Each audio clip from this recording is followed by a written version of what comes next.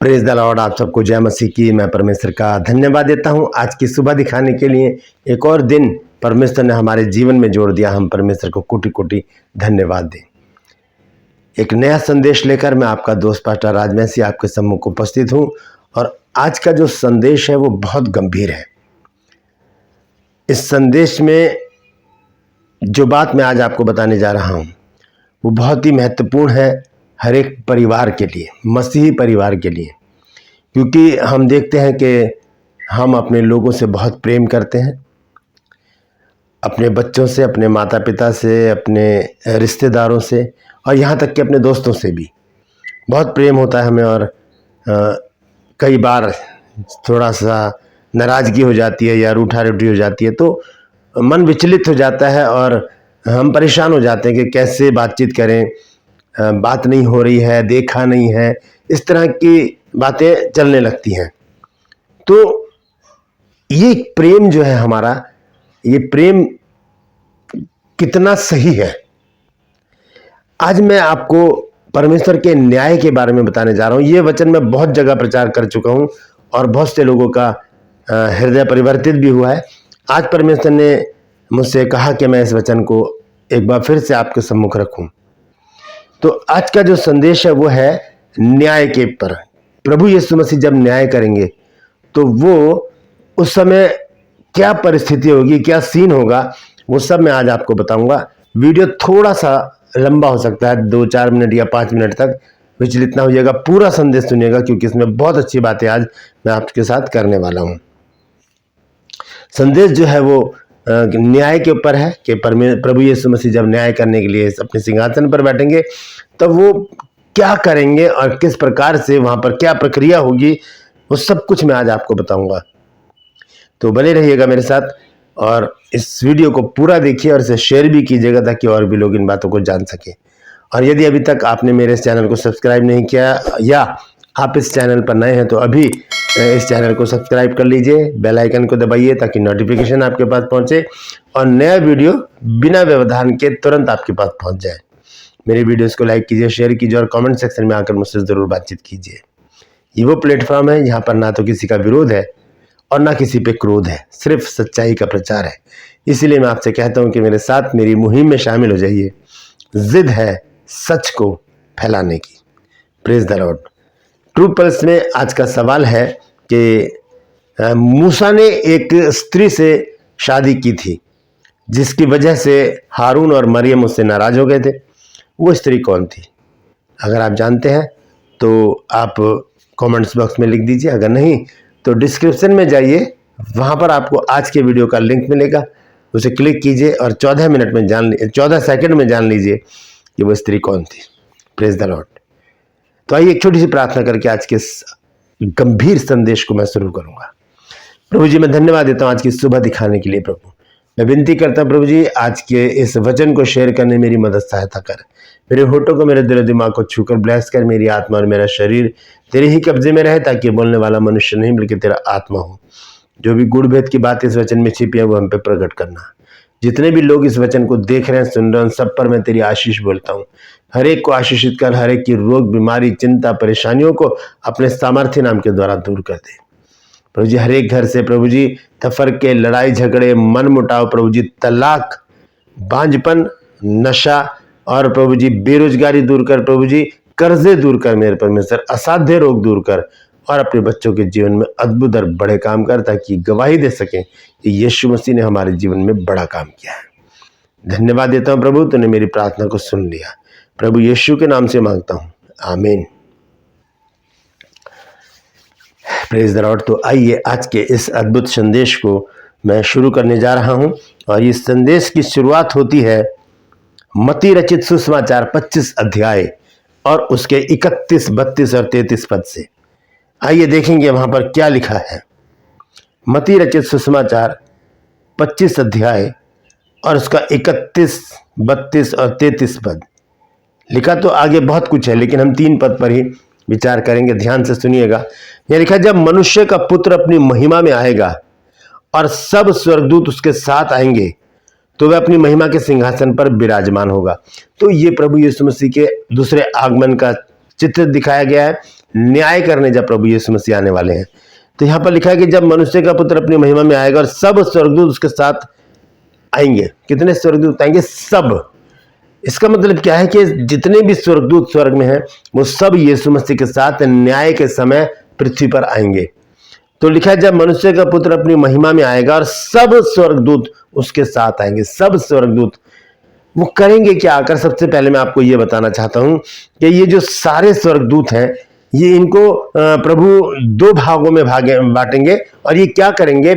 मान लीजिए अगर 1 करोड़, गिनती तो हमें किसी को नहीं पता कि कितने स्वर्गदूत हैं, अनगिनत स्वर्गदूत हैं, लेकिन मैं एक अटकल लगा रहा हूं कि मान लीजिए अगर 1 करोड़ स्वर्गदूत प्रभु यीशु मसीह के साथ आते हैं या कितने भी आते हैं, तो आधे स्वर्गदूतों को प्रभु यीशु मसीह अलग भेजेंगे और आधे स्वर्गदूतों को अलग भेजेंगे। तो पहले आधे स्वर्गदूत जो है वो क्या करेंगे? आइए देखेंगे मत्ती रचित सुसमाचार 13 अध्याय 40, 41 और 42 पद में यह लिखा है, सो जैसे जंगली दाने बटोरे जाते हैं और जलाए जाते हैं, वैसे ही जगत के अंत में होगा। ये जगत के अंत की बात है, न्याय की बात है, क्योंकि प्रभु यीशु मसीह का शुभ आगमन बहुत निकट है। तो आगे लिखा है 41 पद में, मनुष्य का पुत्र अपने स्वर्गदूतों को भेजेगा और वे उसके राज्य में से सब ठोकर के कारणों और कुकर्म करने वालों को इकट्ठा करेंगे। ये जो पहले आधे स्वर्गदूत होंगे, जैसे कि मान लीजिए हम अटकल लगा रहे 1 करोड़ स्वर्गदूत, तो 50 लाख स्वर्गदूत जो हैं वो क्या करेंगे? जाकर उन लोगों को इकट्ठा करेंगे जो कुकर्म करने वाले हैं और ठोकर का कारण है, ठोकर का कारण। तो ऐसे लोगों को इकट्ठा करेंगे ये लोग और यीशु मसीह के न्याय सिंहासन के सामने वहां पर उनको लाया जाएगा।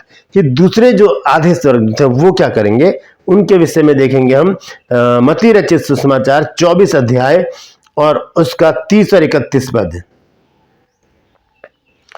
देखिए यहां पर क्या लिखा है, ये दूसरे जो स्वर्गदूत हैं, आधे स्वर्गदूत, वो क्या करेंगे?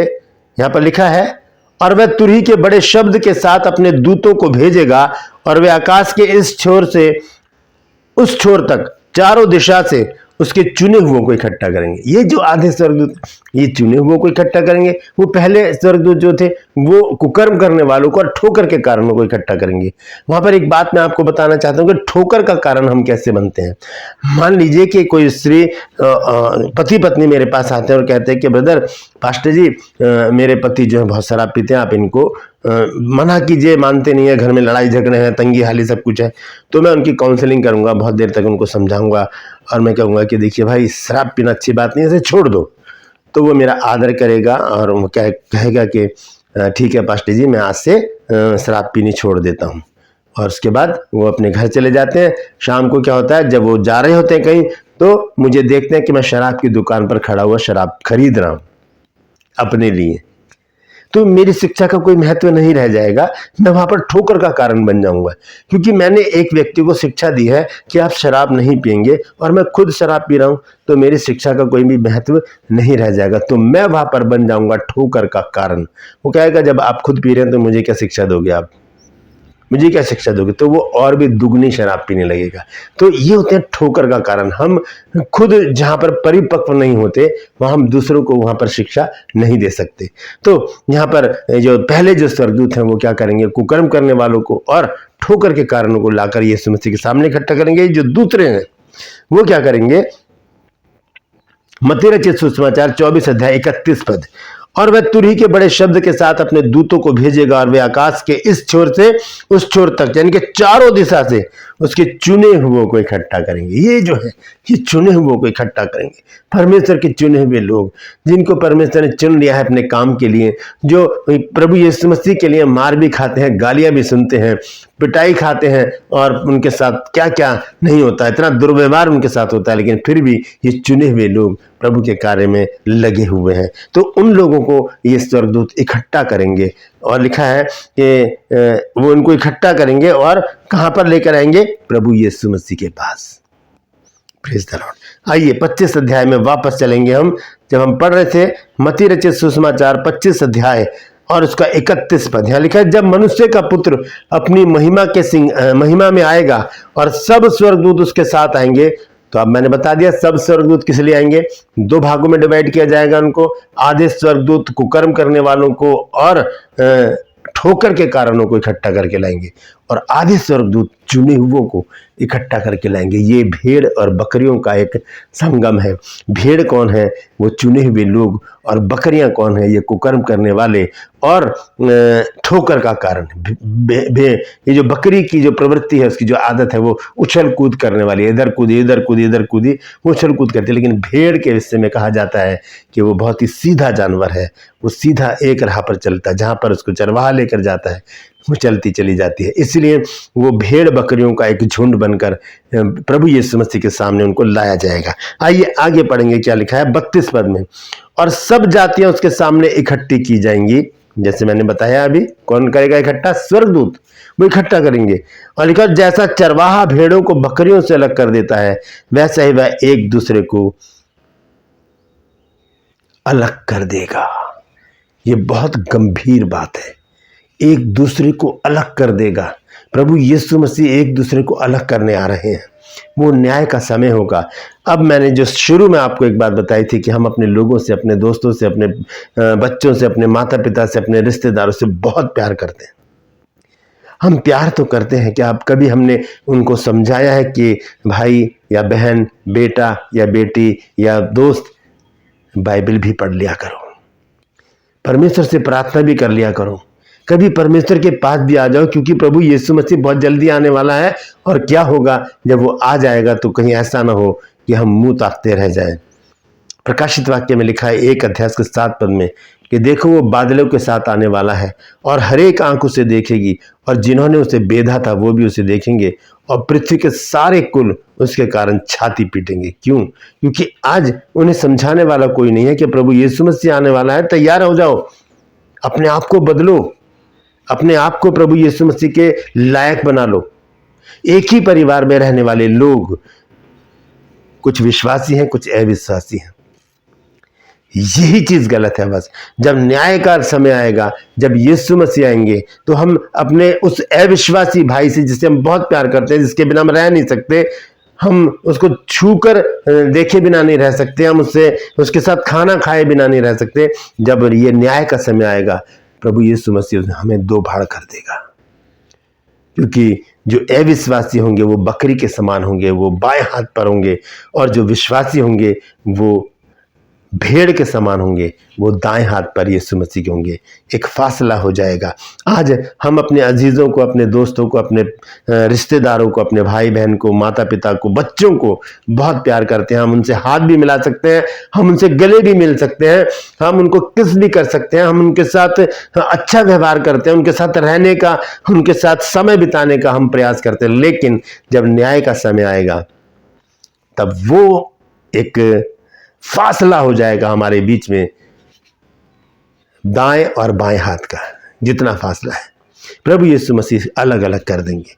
क्योंकि जो विश्वासी होंगे वो भेड़ के समान यीशु मसीह के दाएं हाथ पर होंगे, लेकिन जो अविश्वासी होंगे, जिन्होंने कभी बाइबल नहीं पढ़ी, जिन्होंने कभी प्रार्थना नहीं की, जिन्होंने कभी आराधना स्तुति नहीं की, जो कभी चर्च नहीं गए, जिन्होंने कभी भी परमेश्वर के लोगों के साथ संगति नहीं की, वो लोग बाएं हाथ पर खड़े होंगे।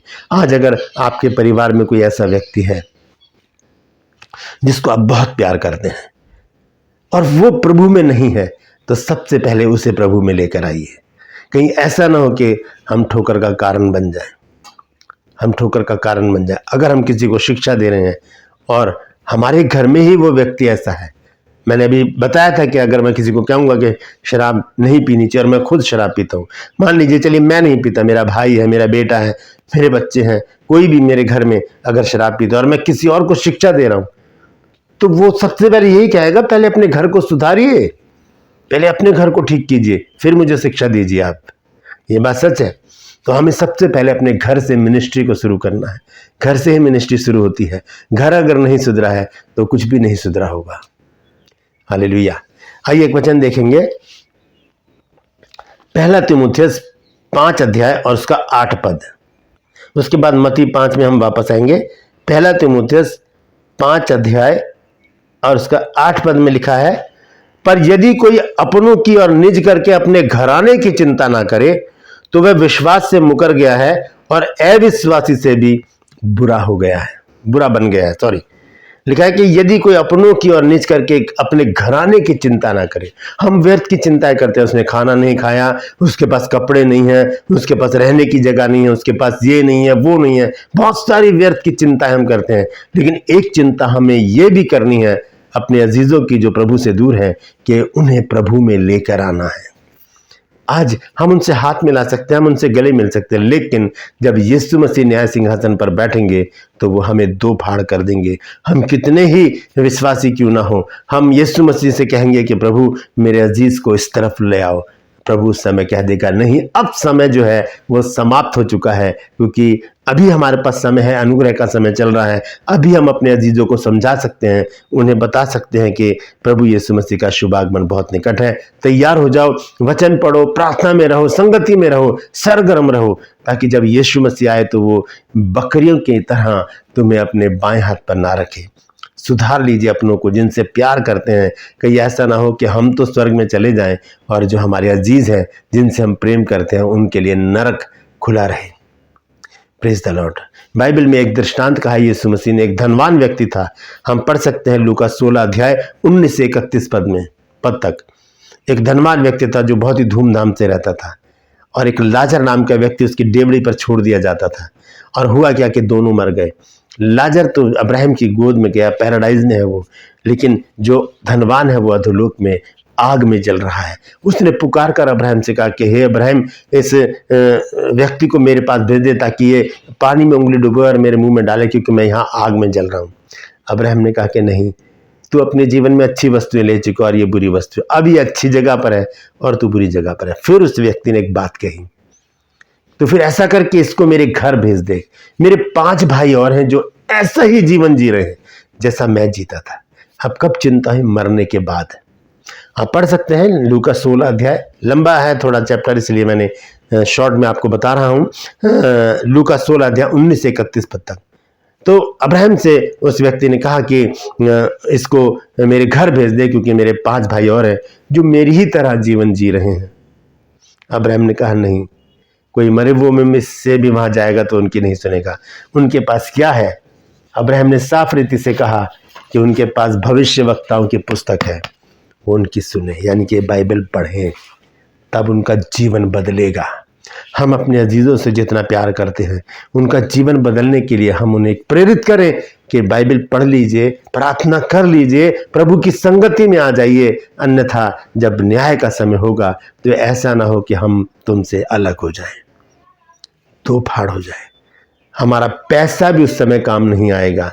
हम अगर देंगे भी 2000 का नोट, 50,000, जितने भी मर्जी पैसे हम आगे बढ़ाएं, प्रभु ये ले लो और मेरे अजीज को दाएं हाथ पर कर दो, वो बातें सब बेकार हो जाएंगी। अभी हमारे पास समय है, हम अपने अजीजों को बचा सकते हैं, हम अपने अजीजों को छुड़ा सकते हैं, क्योंकि प्रभु यीशु मसीह का शुभ आगमन बहुत निकट है। वो न्याय करने आने वाला है, न्याय करने आने वाला है। और वो क्या करेगा?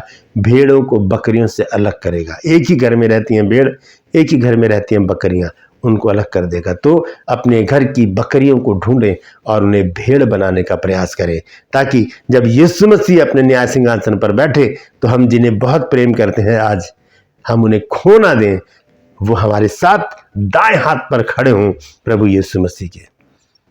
ये प्रेम हमारा कहीं स्वार्थी ना हो जाए कि हम खुद तो बच गए, हम उन्हें नहीं बचा रहे। एक गीत हम गाते हैं कि खुद बचना ही काफी नहीं है, औरों को बचाना होगा। तो हम अपनों को बचाएं, सबसे पहले अपने परिवार को बचाएं, अपने अजीजों को, अपने दोस्तों को, अपने भाई बहनों को, अपने बच्चों को, अपने माता पिता को जो विश्वास में नहीं है उनको खींच कर लेकर आए और उन्हें बताएं कि प्रभु यीशु मसीह का आगमन बहुत निकट है, प्रभु में आ जाइए। क्योंकि न्याय का समय जब होगा तो ऐसा ना हो कि हम और तुम जुदा हो जाए, अलग हो जाए, प्रभु यीशु मसीह हमको अलग कर दे। Praise the Lord. अभी हमारे पास समय है दोस्तों कि हम अपनों को झपट कर आग में से निकाल लें। Praise the Lord. परमेश्वर इन वचनों के द्वारा हम सबको आशीष दे। अगर नई बात कुछ आपको पता चली है तो कमेंट्स बॉक्स में आकर बताइएगा और इस वचन को शेयर कीजिए ताकि और भी लोग इन बातों को जान सकें। मैं आपसे गुजारिश करता हूं, यदि आपके परिवार में कोई ऐसा व्यक्ति है जो प्रभु में नहीं है, तो आज ही समझाना शुरू कीजिए। नहीं मानेगा, एक बार, दो बार, तीन बार नहीं मानेगा, प्रार्थना करना शुरू कर दीजिए। व्हाट्सएप पर बहुत सारे ग्रुप होते हैं, वहाँ पर प्रेयर रिक्वेस्ट भेजिए, मुझे प्रेयर रिक्वेस्ट भेजिए। हम सब मिलकर उस भाई के लिए, उस बहन के लिए, उस बच्चे के लिए प्रार्थना करेंगे। परमेश्वर एक दिन उसे ज़रूर बदलेगा और वो भी प्रभु में आएगा, और उसके बाद वो आपके साथ, आपके यीशु मसीह के साथ दाएं हाथ पर खड़ा होगा भेड़ बनकर। Praise the Lord. याद रखिए, यीशु मसीह बहुत जल्दी आने वाले हैं। तो मैं आपसे गुजारिश करता हूं कि इस वचन को जरूर शेयर कीजिएगा। ट्रू पल्स में आज का सवाल है कि मूसा ने किस स्त्री के साथ ब्याह किया था, वो कौन स्त्री थी जिसके कारण हारून और मरियम, उसके भाई बहन, नाराज हो गए थे। डिस्क्रिप्शन में जाइए, आज के वीडियो का लिंक आपको मिलेगा, उसे क्लिक कीजिए और जान लीजिए कि वो कौन स्त्री थी। Praise the Lord. मेरे साथ मेरी मुहिम में शामिल हो जाइए, जिद है सच को फैलाने की। यदि अभी तक आपने मेरे चैनल को सब्सक्राइब नहीं किया तो अभी सब्सक्राइब कर लीजिए, बेल आइकन को दबाइए ताकि नोटिफिकेशन आपके पास पहुंचे और नया वीडियो बिना व्यवधान के आपके पास पहुंच जाए। मेरी वीडियोस को लाइक कीजिए, शेयर कीजिए और कमेंट सेक्शन में आकर मुझसे ज़रूर बातचीत कीजिए। Praise the Lord. आज के लिए बस इतना ही, फिर मिलूंगा एक नए संदेश के साथ, एक नया वीडियो लेकर।